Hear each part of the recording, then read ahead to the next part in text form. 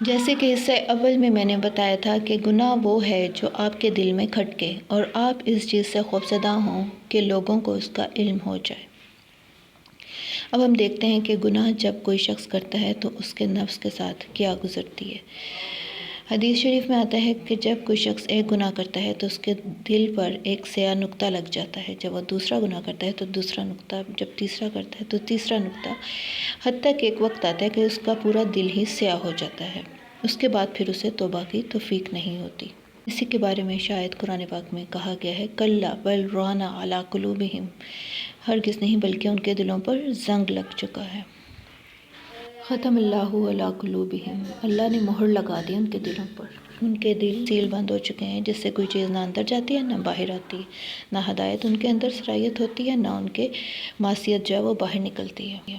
گناہ گار جو ہے وہ گناہ کو ایک مکھی کی طرح سمجھتا ہے جو اس نے ناک پہ بیٹھی اور اڑا دی، جبکہ جو متقی شخص ہوتا ہے وہ گناہ کو ایک پہاڑ کی طرح سمجھتا ہے کہ جس کے نیچے گویا کہ وہ دب جائے گا۔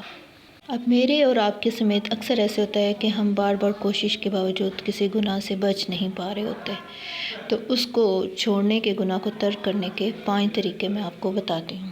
سب سے پہلا طریقہ ہے کہ بری سوچ کو بدلیں، کیونکہ ہماری سوچ پر ہی ہمارے اعمال کی عمارت کھڑی ہوتی ہے۔ دوسرے نمبر پہ ہے برے دوستوں اور بری صحبت، برے علاقے کو چھوڑیں، کہ انسان اپنے دوست کے دین پر ہی ہوتا ہے۔ تیسری چیز ہے اپنے نفس کے لیے کوئی سزا تجویز کریں، یہ میرا ایک ذاتی تجربہ ہے کہ آپ باوجود کوشش کے ایک جھوٹ یا غیبت آپ چھوڑ نہیں پا رہے، یا موبائل پر بعض اوقات غلط تصاویر پہ آپ کی نظر پڑ جاتی ہے، تو آپ اپنے لیے کوئی سزا تجویز کر لیں، جیسے کہ روزے رکھنا شروع کر دیں، کیونکہ انسان فطری طور پہ عیش پرست ہے۔ جب اسے عیش و آرام ملتا ہے تو خدا کو بھولنا شروع ہو جاتا ہے۔ تھوڑی سی سختی ملے گی، طبیعت پہ سختی کرنی پڑے گی، روزے رکھنے پڑیں گے، تو ویسے آپ اس برے کام سے باز آنے کی کوشش کریں گے۔ نمبر 4 ہے آخرت کا بہت سوچیں اور ذہن میں لائیں کہ یہ دنیا عارضی ہے اور ختم ہونے والی ہے۔ قرآن پاک میں پرانی قوموں کے واقعات سے سبق سیکھنے کی کوشش کریں۔ اور نمبر 5 پہ ہے دعا کریں۔ اب باوجود کوشش کے آپ گناہ کو ترک نہیں کر پا رہے تو پھر اللہ سے مانگیں تہجد میں گڑ گڑا کے کہ اللہ تعالیٰ مجھے اس گناہ سے بچا، میں بہت کوشش کر کے بھی اس کو چھوڑ نہیں پا رہا، کیونکہ دعائیں جو ہیں ان کا کبھی بھی نقصان نہیں ہوتا، اگر وہ قبول نہیں ہوتی تو بھی وہ آخرت میں ذخیرہ ہو جاتی ہیں۔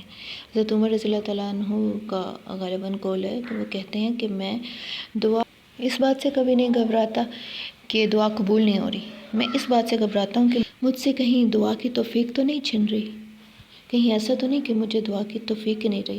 یہ زیادہ پریشان کن صورت حال ہے۔ باقی گناہ کیوں سرزد ہوتے ہیں؟ تو اس کی وجہ یہ ہے کہ انسان فطری طور پہ خیر و شر کا مرکب ہے، یہ فرشتے ہیں جن میں صرف خیر ہی پائی جاتی ہے، وہ صرف تسبیح کرتے ہیں، وہ گناہ کی طرف نہیں آ سکتے، جبکہ انسان کی طبیعت میں شر کا بھی میلان ہے۔ صرف معصومین جو تھے وہ انبیاء کرام تھے، نبی کریم صلی اللہ علیہ وسلم تمام معصومین میں سے آخر میں آنے والے تھے، اس لیے انسان کی فطرت میں تو گناہ موجود ہے، تو اس سے گھبرائیں نہ، اللہ سے مانگتے رہیں، مانگتے رہیں، مانگتے رہیں، ایک وقت آئے گا جب کہ وہ آپ کو خود توفیق دے گا کہ آپ اپنے گناہوں پہ غالب آ جائیں۔ اب اگر گناہ سرزد ہو گیا تو آپ کیا کریں؟ تو اللہ تعالیٰ فرماتے ہیں کہ جو شخص سچے دل سے توبہ کرتا ہے تو بے شک اس کے گناہ آسمانوں کے کناروں کو چھو رہے ہوں، لیکن تو ان سب کو بھی میں معاف کر دوں گا۔